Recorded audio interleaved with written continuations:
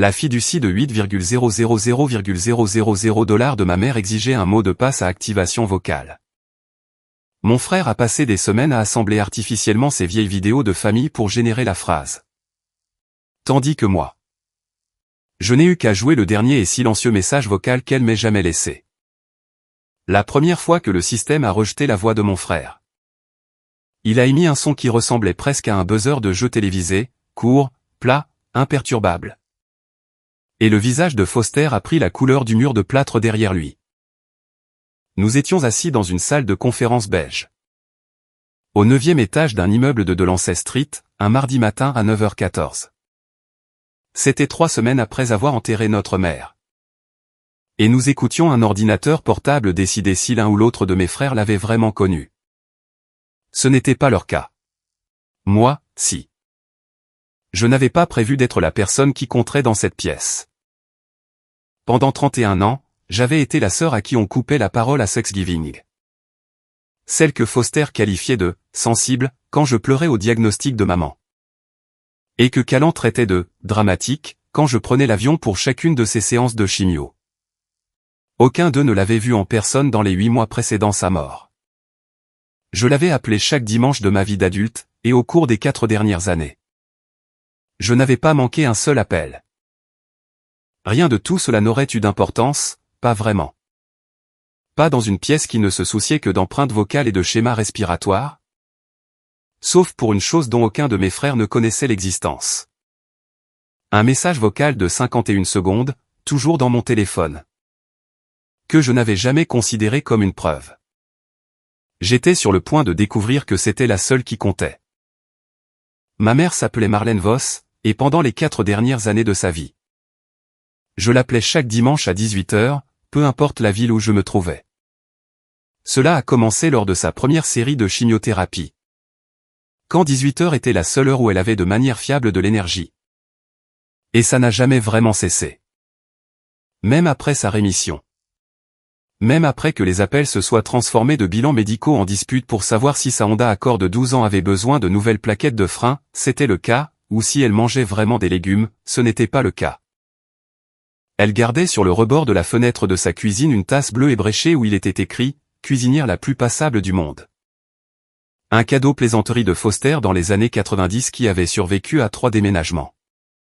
Elle avait un corneau de refuge nommé Baxter qui aboyait après le facteur chaque jour à 11h40 précise. Comme une horloge, et une liste de courses sur le frigo, à moitié terminée de son écriture. Que je n'ai pas eu le cœur de jeter pendant un mois entier après sa mort. Filtre à café, demandé à Noël pour le bon vinaigre. Je ne sais toujours pas ce que ça voulait dire. Je n'ai jamais pu lui demander. Cette dernière partie compte plus que je ne voudrais l'admettre. Le message vocal qu'elle m'a laissé. Celui que je finirai par jouer dans une salle de conférence beige 3 semaines plus tard. Ne parlait de rien. Il parlait de la rappeler à propos du rendez-vous de Baxter chez le vétérinaire. Et de savoir si je venais pour Pâques. J'étais sous la douche quand elle a appelé. J'ai vu l'appel manquer 1 heure plus tard, je me suis dit que je la rappellerais le matin. Et je suis allé me coucher. Elle a eu l'anévrisme quelque temps avant 4 heures du matin. Je ne l'ai jamais rappelée. Je pense à ça plus qu'à presque tout ce qui s'est passé ce printemps-là, plus qu'à la fiducie. Plus qu'à mes frères, plus qu'à tout le reste. Foster dirigeait une agence de marketing de niche depuis un loft reconverti en centre-ville. 9 employés, un logo qu'il avait redessiné 4 fois en 6 ans. Et une présence sur LinkedIn qui suggérait que les affaires étaient florissantes. Callan, lui, vivait du commerce de crypto-monnaies, ou du moins c'est ce qu'il disait. Et il se présentait au dîner de famille avec des montres qui coûtaient plus cher que la voiture de maman. J'avais confiance en la fiducie, si cela a un sens, parce que je l'avais vu la construire. 8 mois avant sa mort, j'étais assise avec elle dans la salle d'attente de Béatrix Coleman.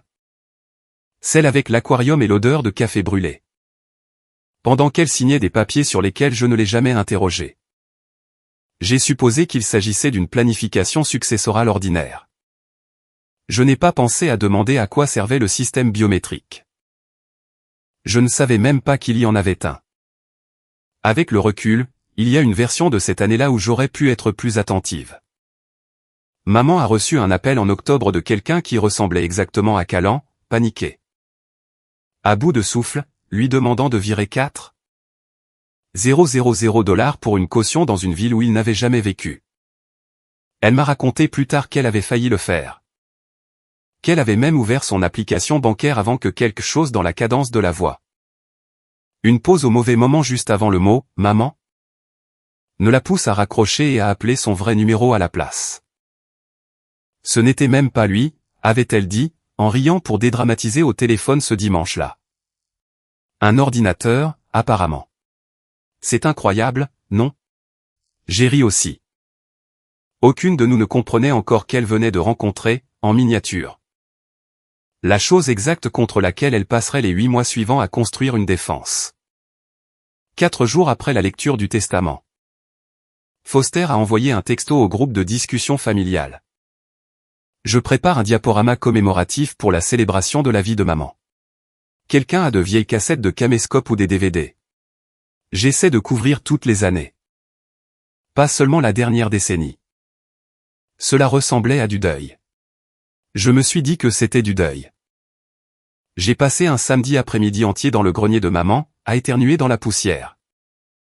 Pour numériser 11 cassettes couvrant la période de 1994 à 2011. Les matchs de la petite ligue de Foster, le spectacle de talent désastreux de Calan au collège. Des anniversaires avec un gâteau qui disait « Félicitations » parce que le pâtissier ne savait pas l'orthographier. J'ai téléchargé 53 fichiers sur un disque partagé et je n'y ai plus pensé pendant 9 jours. Puis Calan a laissé échapper quelque chose. Nous étions au téléphone à propos du traiteur pour la cérémonie. Une femme nommée Denise qui dirigeait une petite entreprise depuis sa cuisine.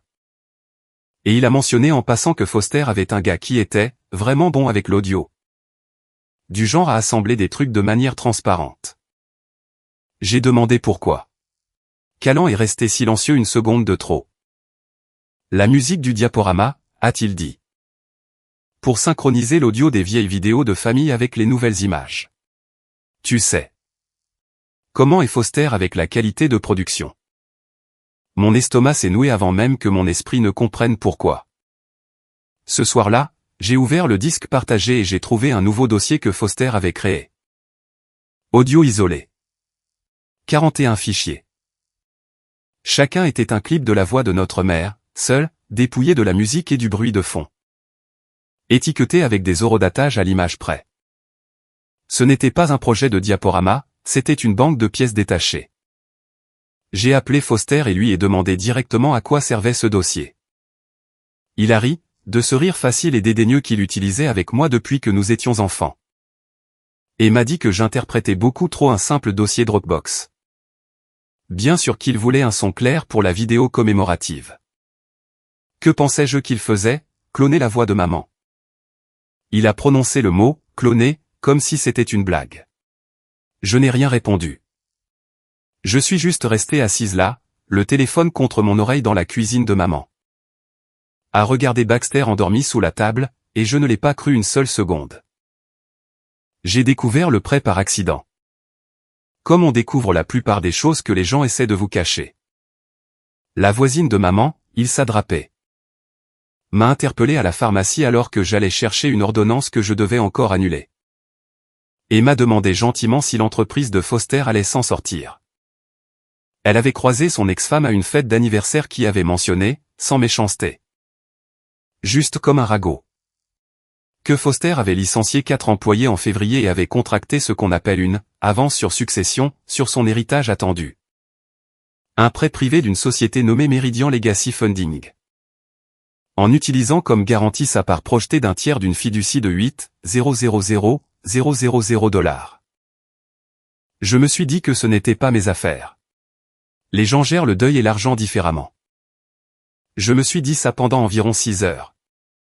Jusqu'à ce que je recherche Meridian Legacy Funding en ligne et que je trouve leur structure d'intérêt. Le solde du prêt doublait s'il n'était pas remboursé dans les 90 jours suivant la lecture officielle du testament. 90 jours plaçaient l'échéance de Foster dans la 2e semaine de juin.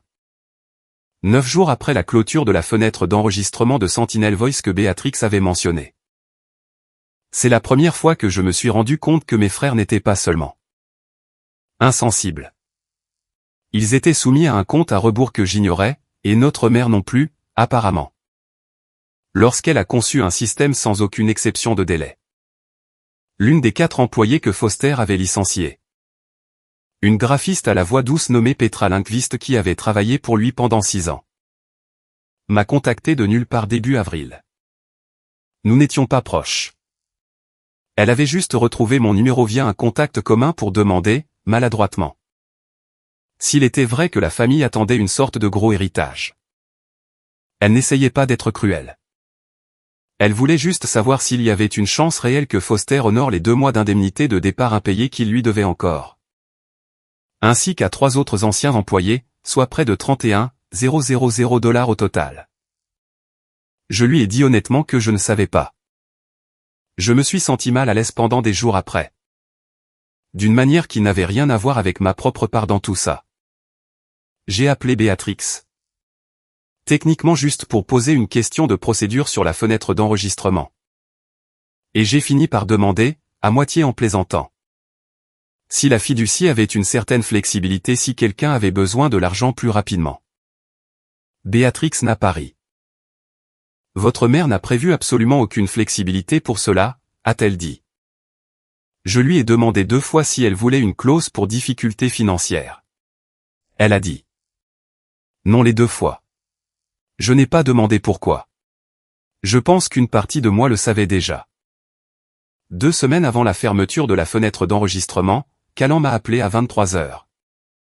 Ce qu'il ne faisait jamais, et m'a dit, prudemment, comme s'il l'avait répété, que Foster et lui avaient parlé à quelqu'un de la validité de la fiducie. Ce « quelqu'un » s'est avéré être un avocat spécialisé en contentieux successoraux nommé Gary Knill. Et l'argument, une fois que Béatrix me l'a finalement expliqué en termes simples, était le suivant. Parce que j'étais la sœur qui avait passé le plus de temps avec maman dans sa dernière année. Y compris 2 visites documentées pendant la fenêtre exacte de 8 mois où Sentinel Voice a été installé et enregistré. J'étais la sœur ayant l'accès et l'opportunité d'avoir influencé ou de lui avoir soufflé sa phrase de passe. La lettre de Garrick utilisait le terme « influence indue » 4 fois en 3 paragraphes. J'ai lu cette lettre debout dans ma propre cuisine. Les mains tremblant si fort que j'ai dû poser mon téléphone sur le comptoir. Je n'avais rien soufflé du tout. Je ne savais même pas qu'il y avait une phrase de passe. Mais j'ai compris, en la lisant, exactement ce qu'il construisait. Non pas un dossier pour gagner l'argent directement, mais un dossier pour le bloquer. Pour rendre toute la fiducie radioactive et coincée au tribunal des successions pendant des années. Afin que personne n'obtienne rien. Et qu'il puisse au moins dire publiquement que ce n'avait pas été juste. La réponse de Béatrix, quand je l'ai appelée dans un état proche de la panique, a été la seule chose qui a fait cesser mes tremblements cette nuit-là. Votre mère a enregistré sa phrase de passe seule, m'a-t-elle dit. Juste elle, moi. Et un technicien dans une pièce fermée à clé un jour dont aucun de ses enfants n'était au courant. Elle a été très précise à ce sujet. Elle m'a dit, et je la cite exactement. Elle ne voulait pas que l'un d'entre vous puisse dire plus tard qu'il avait aidé aux nuits. L'un ou l'autre.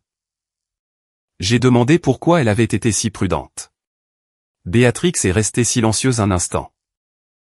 Je pense, a-t-elle dit, qu'elle savait déjà comment tout cela allait tourner.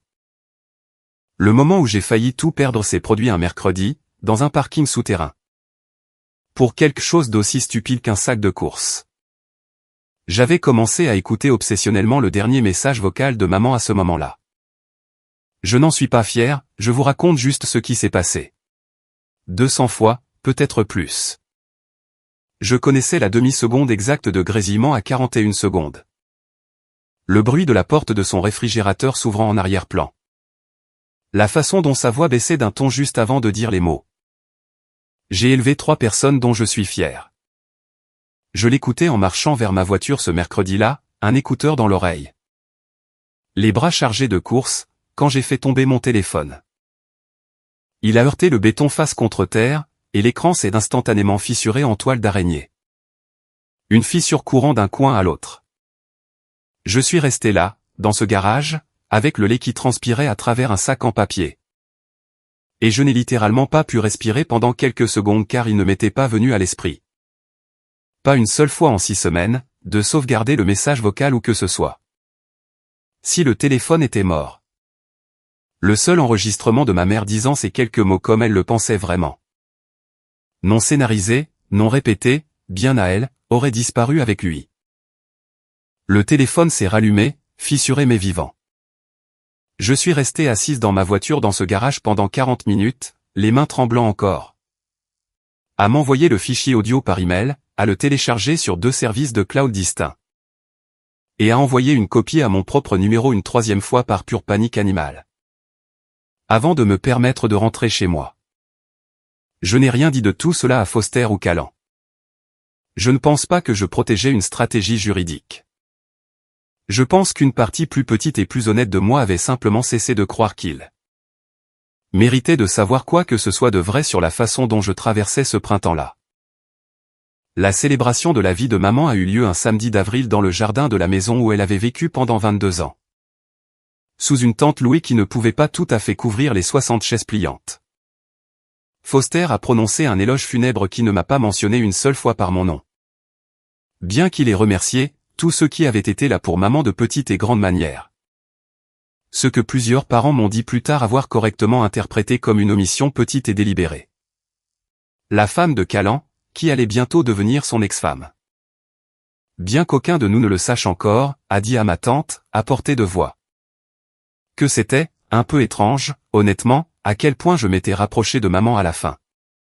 Comme si 4 ans d'appels téléphoniques dominicaux étaient une stratégie plutôt qu'une habitude.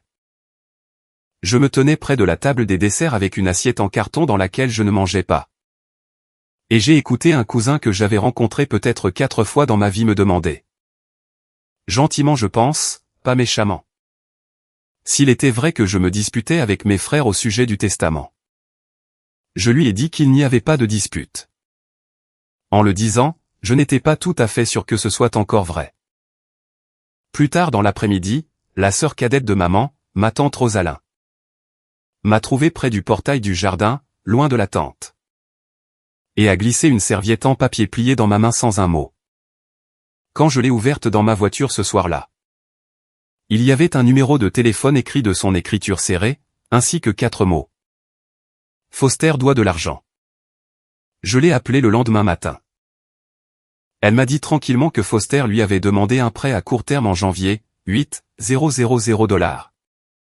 Disparu en une semaine, et que lorsqu'elle lui avait demandé de la rembourser en mars.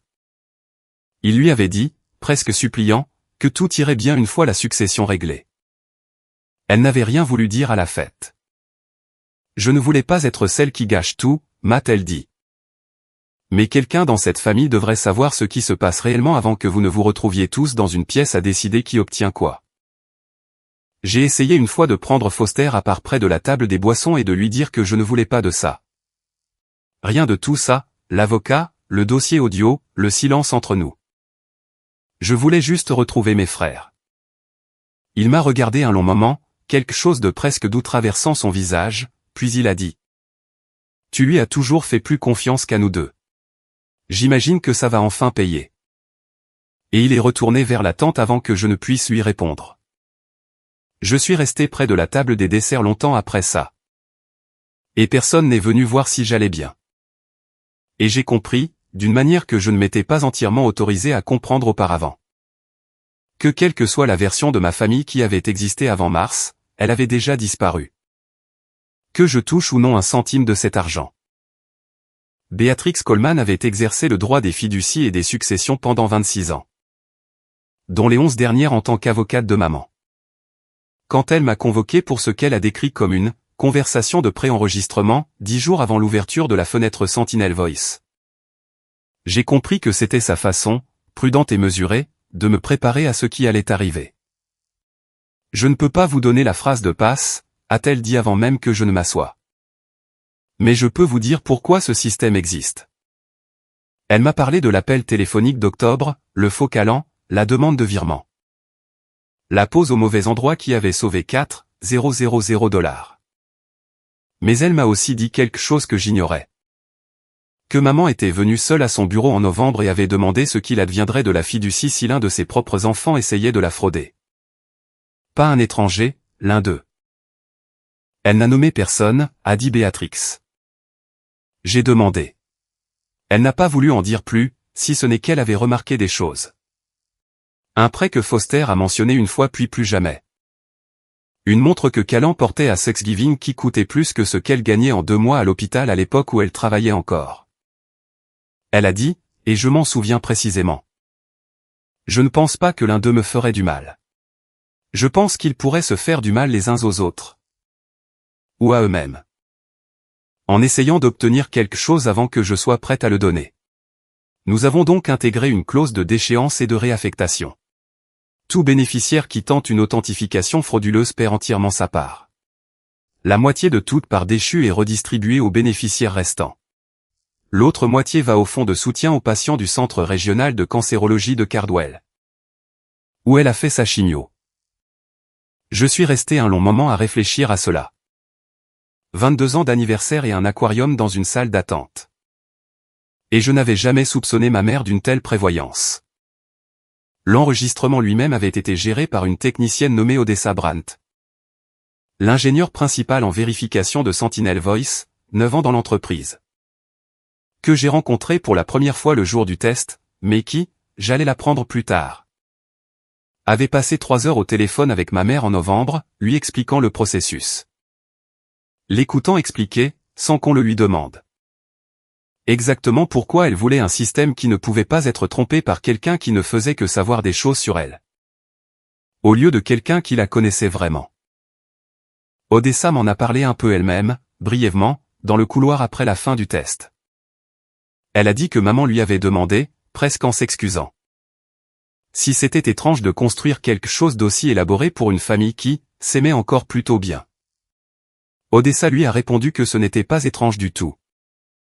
Que la plupart des tentatives de fraude qu'elle avait vues en 9 ans de métier provenaient de personnes qui aimaient quelqu'un et qui étaient simplement à court de meilleures idées. La semaine du test. Les documents à eux seuls remplissaient un classeur accordéon vert que Béatrix gardait sur le coin de son bureau. Le document original de la fiducie, le certificat d'enregistrement de Sentinel Voice. La lettre d'influence indue de Gary Knill.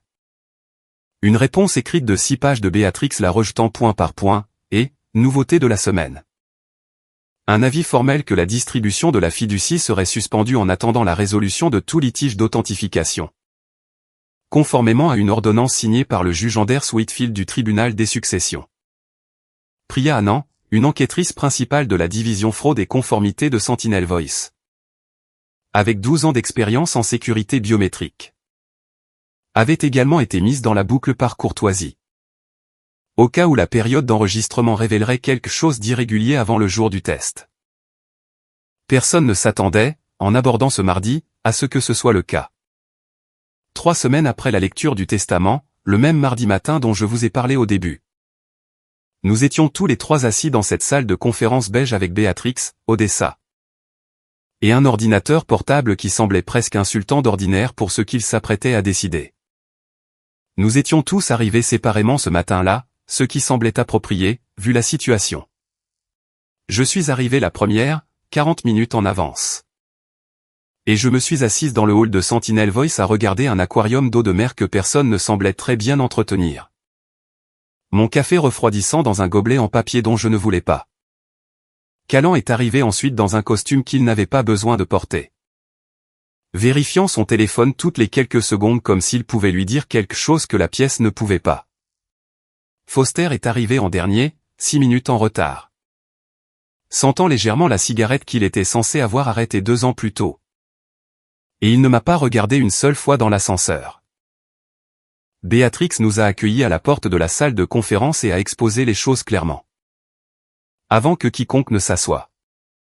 Cette session est enregistrée, audio et vidéo. Conformément aux exigences de la chaîne de traçabilité de la fiducie, a-t-elle dit. Chacun de vous a droit à une tentative d'authentification par session. Jusqu'à un total de 3 sessions. Selon les termes originaux de la fiducie. Toute tentative signalée pour manipulation synthétique compte dans ce total. Que vous sachiez ou non à l'avance qu'elle échouerait. Je veux que cela soit consigné avant que quiconque ne touche l'ordinateur portable. Foster a fait un geste de la main comme s'il le savait déjà. Comme si c'était une formalité qui se dressait entre lui et quelque chose qui lui appartenait déjà. Callan n'a rien dit du tout. Il s'est simplement assis et a posé son téléphone face contre la table. Assez fort pour que le son me fasse sursauter. Foster a commencé.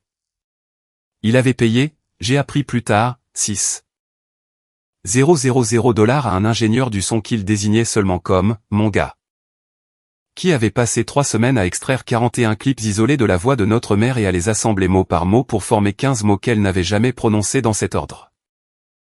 Pas dans aucune cassette, pas dans aucun enregistrement de toute sa vie. Foster a posé son téléphone sur la table et a appuyé sur lecture. J'ai vu sa mâchoire se crisper alors que la voix reconstruite de notre mère, plate au mauvais endroit, respirant à un rythme qu'aucun être humain ne respire réellement, disait « J'ai élevé 3 personnes dont je suis fier. Et je fais entièrement confiance à chacune d'entre elles. » L'écran est devenu rouge. Artefact d'assemblage détecté. Authentification échouée. Tentative enregistrée. Le visage de Foster a pris la couleur du mur de plâtre derrière lui. Callan a suivi avec une version plus propre pour laquelle il avait payé un supplément. Des transitions plus douces, une meilleure correspondance de la respiration. Mon cœur battait si fort à ce moment-là que je pouvais le sentir dans ma gorge. Même flash rouge. Artefact d'assemblage détecté. Authentification échouée. Les mains de Callan, quand il les a retirées de la table, ne tenaient pas en place. Il les a pressées à plat contre ses cuisses sous la table comme si cela pouvait aider. L'expression d'Odessa s'est légèrement durcie autour des yeux. Elle a jeté un coup d'œil à son écran, puis à Béatrix.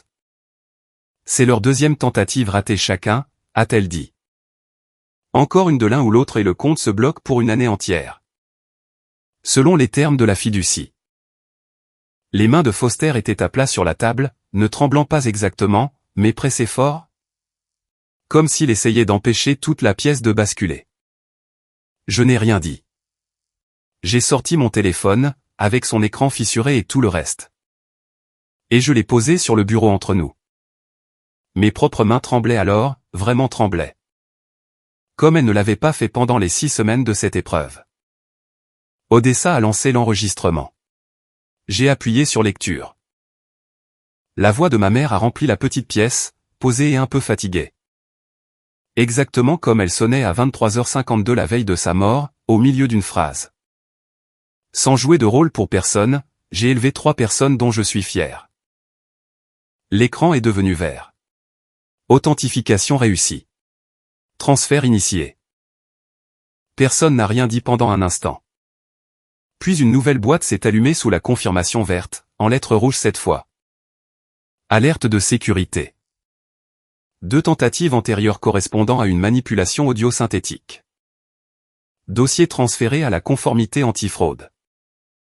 Callan s'est précipité vers l'écran. C'est de la folie. Nous n'avons rien fait d'illégal. C'est la vraie voix de notre mère. Chaque mot était le sien. Odessa a dit, sans méchanceté, mais sans reculer non plus. Vous l'avez simplement assemblé sans sa permission ni sa connaissance. En utilisant un système qu'elle a spécifiquement conçu pour détecter exactement cela. Il ne se soucie pas de l'intention. Il se soucie du schéma.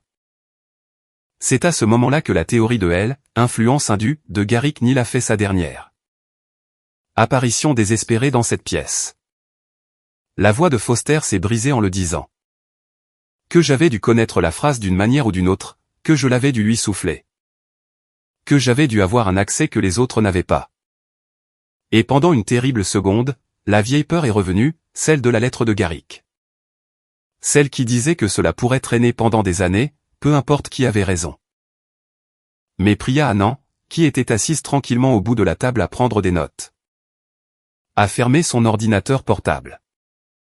Nous avons déjà vérifié cela, a-t-elle dit. La session d'enregistrement de votre mère a été enregistrée conformément au protocole le 14 novembre. Avec Madame Coleman et moi-même dans la pièce. La phrase de passe n'a jamais été prononcée à voix haute en dehors de cette session. ni écrite, ni transmise ou que ce soit jusqu'à ce matin. Le message vocal que votre sœur vient de jouer a été enregistré 5 mois plus tôt sur un système d'opérateur complètement distinct avec son propre horodatage indépendant. Personne n'a coaché personne. Votre mère a simplement dit quelque chose de vrai plus d'une fois à la personne à qui elle le disait le plus souvent. Callan s'est rassis.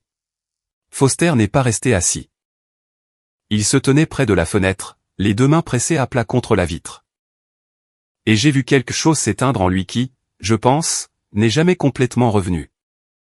Pas l'argent, pas encore. Mais quelque chose de plus proche de l'histoire qu'il se racontait depuis 3 semaines sur qui avait tort dans cette affaire. Je veux être juste envers Callan, au moins dans ce récit. Car je ne pense pas qu'il ait jamais cru faire quelque chose de monstrueux. Je pense qu'il croyait, comme le font les gens quand ils se noient, que l'argent était déjà en partie à lui dans tous les sens du terme. Que maman aurait voulu le renflouer si elle avait su à quel point ses pertes de trading étaient graves. Que le seul vrai crime était une formalité qui se dressait entre lui et un sauvetage qu'elle lui aurait offert elle-même. Si elle avait vécu assez longtemps pour le voir le demander. Il n'avait pas tort sur le fait qu'elle l'aimait. Il avait tort sur presque tout le reste. La nouvelle s'est répandue plus vite que je ne l'imaginais. Le bureau de Béatrix n'était pas la source. Je ne pense pas qu'elle ait jamais dit un mot à quiconque en dehors de cette pièce. Mais une plainte pour non-conformité n'est apparemment pas silencieuse, et en l'espace de 10 jours. Des cousins éloignés à qui je n'avais pas parlé depuis les funérailles m'envoyaient des textos du genre. C'est vrai, et j'ai toujours su que quelque chose n'allait pas avec Foster. Ilsa Drapé m'a de nouveau arrêté devant la pharmacie. Cette fois juste pour me serrer le bras et dire qu'elle était désolée. Qu'elle aimait beaucoup ma mère. Et que Marlène avait toujours parlé de moi comme si j'étais celle qui s'en sortirait bien. Ma tante Rosalyn a appelé pour dire qu'elle se sentait vengée et un peu écœurée à la fois. Je comprenais exactement ce qu'elle voulait dire. Les conséquences, une fois qu'elles sont tombées vite et de manière précise. En vertu de la clause de déchéance et de réaffectation de la fiducie. Les parts de Foster et de Callan, environ 6 millions de dollars chacune, ont été purement et simplement déchues. La moitié des 5,3 millions de dollars combinés m'a été redistribuée. L'autre moitié est allée au fonds de soutien aux patients du Centre régional de cancérologie de Cardwell. Exactement comme maman l'avait spécifié en novembre, le même mois où elle avait failli virer 4,000 dollars à une voix qui ne faisait que ressembler à celle de son fils. La division de conformité antifraude de Sentinel Voice a renvoyé les 2 tentatives d'authentification à la brigade financière du comté la même semaine. Un détective nommé Roman Vital, 14 ans dans la criminalité financière, m'a appelé directement à ce sujet peu de temps après. Ce qu'il m'a dit ne pas faire habituellement si tôt dans une affaire? Parce que le bureau du procureur voulait une déclaration de témoin sur le calendrier de l'enregistrement et ma propre possession du message vocal avant que l'avocat de l'un ou l'autre de mes frères ne puisse prétendre que je l'avais modifié d'une manière ou d'une autre après coup. J'ai passé un après-midi dans une salle d'interrogatoire grise à répondre à des questions sur les horodatage des opérateurs et les dates de sauvegarde sur le cloud pendant qu'un enregistreur était posé entre nous. À la fin, il m'a dit, sans méchanceté, qu'en 14 ans de travail dans la criminalité financière, il avait vu beaucoup de gens essayer de s'approprier frauduleusement l'argent de quelqu'un d'autre. Mais presque jamais avec un enregistrement de la personne réelle, non falsifié. Juste là dans un téléphone pendant tout ce temps. La plupart des gens ne se font pas prendre par un audit, a-t-il dit. Ils se font prendre par la personne qui aimait le plus l'autre. C'est plus rare que vous ne le pensez.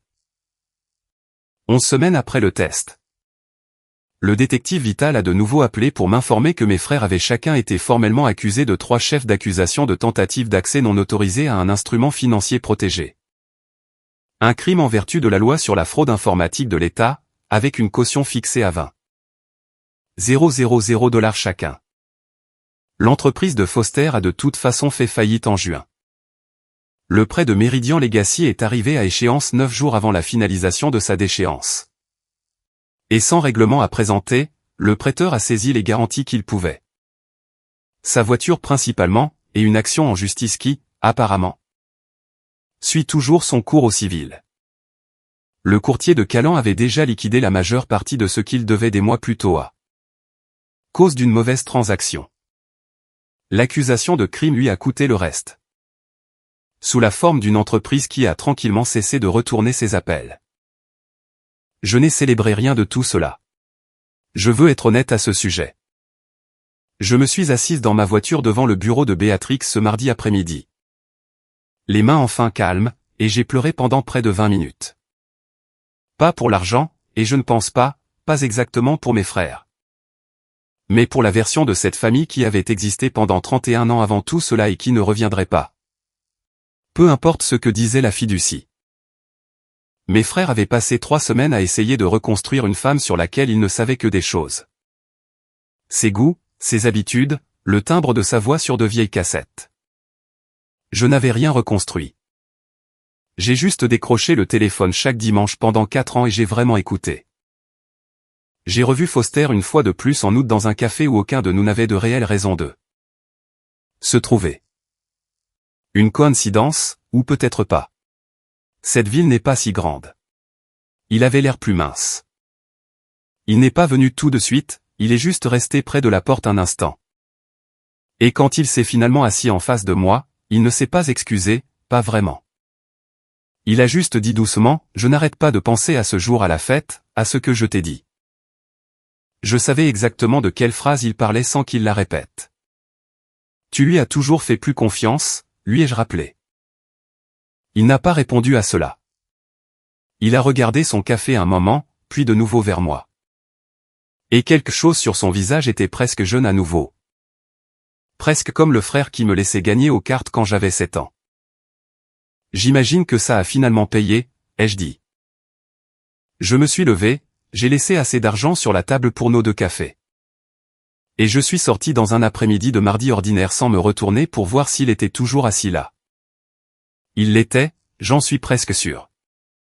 Il y a des choses qu'on sait, simplement, sans avoir besoin de se retourner.